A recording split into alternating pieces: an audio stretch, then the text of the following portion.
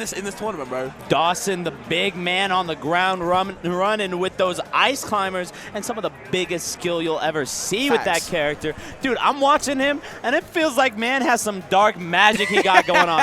Who controls Nana like this guy? But you know what? He's the best puppet master I know. He's not the only one with some dark magic, dog. Okay. You've got Kreeg. This man hits tippers like none other. Okay, I know that Utah Blast is going to be coming in strong. Oh, just a little bit. Just a little bit though, right? But no, I talked to both these players. Okay. I talked to Kreeg yesterday. Yeah. The move that he's kind of most worried about going into this is Blizzard kind of desynced, just because that can create a pretty big wall that makes it a little bit harder for Marth to get through. So watch out for how he kind of tries to play around that. And then he's trying to make sure that he has a constant awareness of when desync has happened, because sometimes it's a little hard to tell, and that is mad important to this. That makes sense. I feel like there's a lot of ways to like get the desyncs off that ice climbers do. You know, the better players will find, you know, the more obscure ways to kind of like trick you off, like you said about the timing and all that. But there's no need for timing about that. Quick F smash from Nana. You know, you're getting sent to the right side, and damn, Big D started strong. Oh yeah, and I gotta say this. I'm glad I talked to Big D. This man keeps his game plan simple. And you can see exactly what the game plan is right now if you watch. It's just, all right, let Marth swing and then go in between the timings. Always the counter hits, right? Okay. Because I was wondering about, you know, having a big disjoint with Kreeg with that Marth, right? Especially the tippers, going to be really annoying, going to be really good at separating these two. But I feel like you said, the counter attacking, you know, when the second ice climber comes through, what are you going to do about it? For real, but look at that. Kreeg firing off beautiful edge guard. The precision that he needed was right there. I love how he didn't focus on maybe Nana, but just dropped down to the side. Boom, I'm going to pop this up B, this wide, invulnerable move, and boom, I'm popping you out of there, dog. You mentioned about Blizzard being like the one move that Kreeg might be scared of. I always thought it would have been the side B, because they're going to be relentless with that. It has a very, like, you know, deceptive kind of end lag, and it's kind of annoying to kind of punish. They're going to be floating all around with it, drifting in and out. I feel like that's the move to kind of watch out for. I think overall, when it comes down to it, if you have a big enough wall that can go ahead and connect, because there's not much of a disjoint to that move, and so all of a sudden Marth's whole kit is built around kind of walling you out, and it's going to be a big struggle. Finding the kill off of Nana, and now Sopo on deck. Started off a little bit hard for Kreeg, but already firing right back. This is going beautiful right now for both these gentlemen. But I feel like, you know, we said before, and, you know, then we see again, you know, the Gibbs, the Sopo's not a joke. It might be a joke-looking character, but nothing's funny about this, you know, this type of play. I feel like Big D's kind of used to it now, and he's just able to find these kills, and even get a little bit of damage what he needs. He'll take it in from a mile, for sure. Yeah, no, the crazy thing is, Big D, he's one of those players who has put in the work to learn all the intricacies of controlling such a hard character and getting all these different combos off with the desyncs and everything. But he had so many extra skill points that he was like, all right, dog, I'm putting those right into Sopo. Look at the damage, getting the early up B from Kreeg, maybe a little bit of fear kind of seeping in. And, you know, Big D will eat that. Look at the damage. Yeah, look at it. 115 to nothing. Oh, my gosh. You got it. Here's the thing with ice climbers. There's two of those dogs there. It's a 2v1. Yeah, what you gonna do? And they barking all the way at you, bro. You see that F smash strong. That last stop was complete demolition. You know what I mean? It was kind of evenish, as we were talking about from the start of the game. But it really feels like sometimes Big D just kind of understands the situation, and kind of just seeps it in. And it kind of felt hard for Kreeg to kind of come back in that later part of the game. I will say, overall, Kreeg not doing a bad job. Got a little caught off guard, right? For sure. That beginning, Big D started off hot, and that's kind of what you expect from a player like Big D. Yeah. He's a top player for a reason, and then he's also piloting this very uncommon character. To the extent where even if you've prepped against ice climbers, you haven't prepped Big D. Yeah, I feel like it's hard to prep for ice climbers because I don't think they're that many. You know what I mean? Like you said, they're a hard character. They're quite technical. Have to learn the desyncs at that higher level to kind of like, you know, get a basis, right? Can't just rely on fundamentals all the time. And that can be kind of off-putting for people. Oh, 100%. Got to see the battlefield, of course, just trying to lock Big D onto some more of these plats, try to push him up off the top and just get a little bit more ladder going. Alongside that, you know, keep the sides normal, Yeah, but for sure. That up B is doing quite a bit of work for Kreeg. I mean, the fact that you just get that frame one invulnerability and that brutal hitbox too. No tipper necessary on that one. It's all just early hit, late hit. Keeps it nice and simple. He's getting a little aggressive on that trigger, though. Yeah, he is letting the Dolphin Slash kind of flip a little bit more, getting a little bit too happy with it, and it's kind of putting him in a little bit of trouble. Big D keeping the freeze on him and just keeping it cold, just keeping him in the air as well. And I don't feel like Kreeg is finding it easy to land right now. Kind of struggling. I will say I love Big D's adjustment right there. Goes for the fair, expects the spike, but understands if the spike misses, this is where Kreeg's going to be off of the rebound. That down tilt, man, is so nasty. The angle it sends, you can clip him, you know? One false move, if you stay on the ledge just that little bit too long, you'll be flying to your next stop. Yeah, no, Marth does not have the air drift to recover from that angle. It's absolutely brutal. For sure. Coming in, gosh, he's getting a little too aggressive there. You gotta worry for Kreeg, and now all of a sudden, here are the combos coming in. 46, 53 off of what, 4 hits? Them climbers do damage, man. They might be small, but they pack a lot of damage. They can carry around those hammers. They got all the muscle in the world. They've been climbing mountains. They reached the summit. Yeah, for sure. But you see how Kreeg is kind of his only get-off-me option is that panic button. You know, that dolphin slash is pushing Big D away. But it does seem like Big D's kind of figuring out how to kind of sniff it out and punish it. You know, you talked about the counter-attacking, right? That seems to be coming into fruition a bit more now. Yeah, Kreeg just being willing to play on the back foot. I think that's what Kreeg needs to do. He's been way too aggressive. Right. Go ahead, just utilize that sword. Use that movement to go ahead and just keep that wall while still maintaining some pressure. Getting a little bit off put there by that jump. And this is what I was talking about, though. Do you carry on? I think Big D, like as you mentioned earlier, that squall hammer. Yeah. He's been using it very well to catch these jumps. Kind of like Mario would use that up air, that bicycle kick to go ahead like, oh, you jumped, I'm coming right for your toes. Yeah, it just seems like they're intercepting any approach that Kreeg has with that squall hammer. You know, I feel like the side B seems to be the hero in this matchup. Oh, 100%. Though now on the back foot, not able to secure that edge guard. I thought this was going to be a lot of damage right there for Kreeg getting a little bit of a comeback, but dropping that edge guard attempt. I think that's definitely where Kreeg needs to start making his money. You get them off stage and you end them there. Yeah, you kind of have to, you know, I mean, it's easier said than done, of course, but pushing the ice climbers away, making them burn their resources to kind of punish, you know, both of them together or even separate them, definitely has to be the kind of win condition for Kreeg. But it's kind of hard figuring out how to kind of get there when you're getting grabbed and slammed and all types of sorts from these climber twins. Oh, yeah, no. Those D-Sings are coming in so strong, and what do you do when you're fighting one of the best in the world, best in the business? You simply die.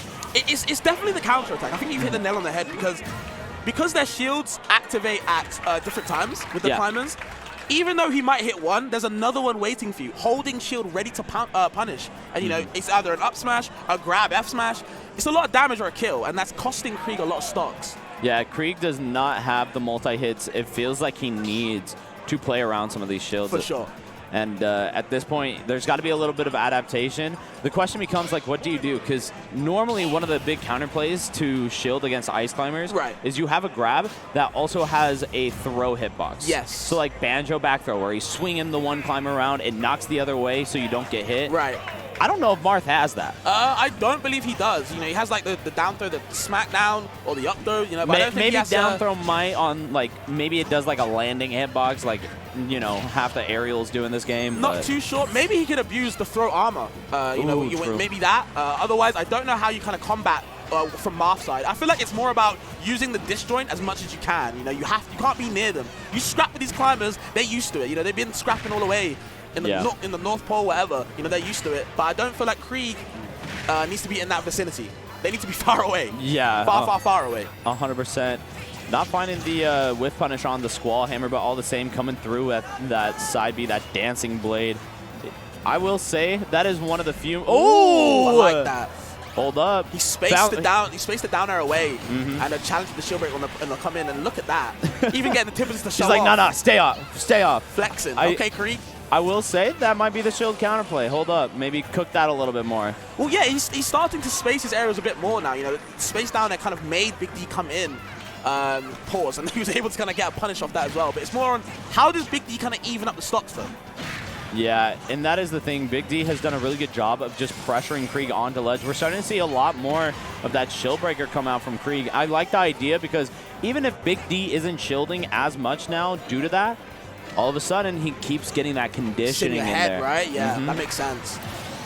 Getting a little too aggressive there, taking the forward air, though. 46%, some decent extra credit, especially for a character like Marth. Kreeg has been known to find conversions and kills at around like 40 to 60, 70%. Scary. For example, like 40% landing down air, if that spikes, that will confirm into tipper F smash and kill center stage. Wow, okay. And ice climbers aren't exactly the heaviest, you know, they're little kids. They're just these little itty bitty children. And look at that, just able to bully them for a minute here. Finding the kill with the F smash, hold up. Might have found the adjustment. I think that patience and being willing to use the shield. Oh, no adaptation for that, bro. You get grabbed on the ledge, it might be the start. Nope. He found the recipe, and it's just follow along. Yeah, for sure.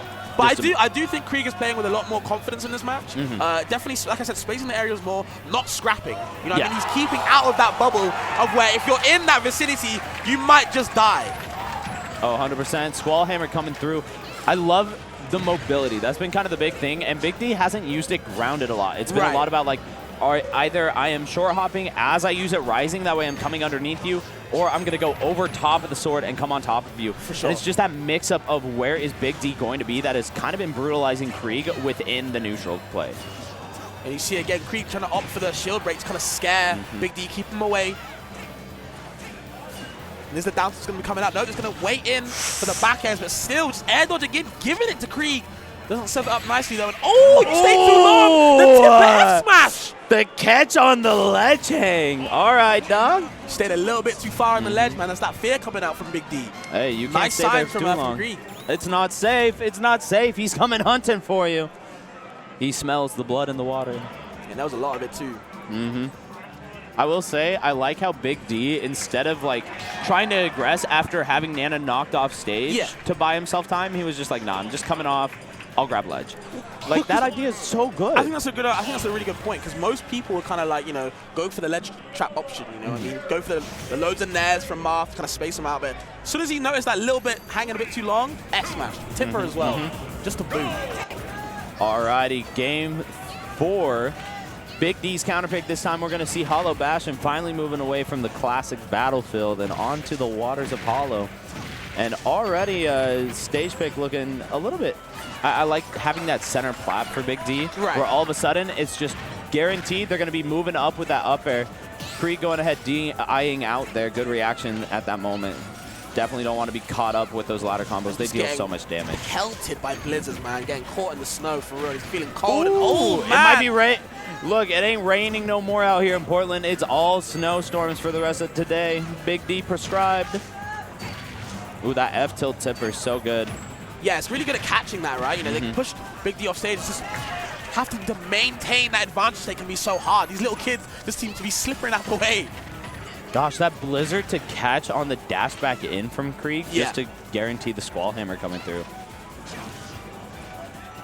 I'm surprised he didn't swing at the Popo right there. It felt like a pretty easy way to go ahead and get them separated. But hey, finding it all the same, that forward air tipper going to do some work. Well, yeah, it does feel like Kreeg is kind of stepping up into this game more. You know, he's more alive in the set. It's just the damage output comparison isn't the same. You know what I mean? When Kreeg gets a hit, gets a couple of hits, does raise the percent up a little bit. But when it's Big D's turn, it's like a, you know, ending the turn in one. You're going on a ride. Real. It's that Kazuya type beat. And that becomes the question. How do you compensate for that? Is it, I'm going to just go ahead and control neutral more often? Am I going to find edge guards? Am I going to find early tipper kills with like forward smash? And we've seen kind of a mixture last game, or like game 1 we saw some edge guarding. Game 3 we saw a bit more like tipper play with the F smash, with the shield break. I want to see those pieces start coming together, because it feels like he has the game plan and everything. It's just he's setting puzzle pieces aside instead of just completing it. Yeah, I feel what you mean. You know, he does need to obviously understand, you know, that if you hit one, the other one's going to come at you. The counterattack has been kind of like the story of this set, and it's more on Kreeg to kind of figure out how the hell do I separate them more. I feel like that's why he's benefiting off more. This is still mad doable. I mean, Marth has so much. He has so many ways to kill early. Plus, you know, Ice Climber is pretty manipulatable off stage. Coming in with the Squall Hammers. Gosh, covering both the platform and the main stage is gross. Yeah. Ooh. And it's on Kreeg right now. He has to make something happen, you know. Finds the tipper, but what do we go from here? Because Ice Climbers ain't no struggle to kill him. Here's the other issue. Like, Kreeg has shown some of his trump cards at this point. He's shown that forward smash on ledge. He's shown the shield break. And that's kind of one of those things that you need for comebacks like this. And Kreeg has shown a lot of those. So the question becomes, what tricks does he have up his sleeve that Big D might not be ready for? But do you see how he's only focusing on Nana now? He only wants the Sopo. He's relying on that. He's banking on that. So he's separating them now. Oh! No way the tipper kills from there. 67 after hit? Kreeg is crazy. Dude, that's insane. Almost killing, just barely pocketing. Kreeg trying to figure it out, but the back air coming in. Rising taking him out. Just so close. I mean, just one little change.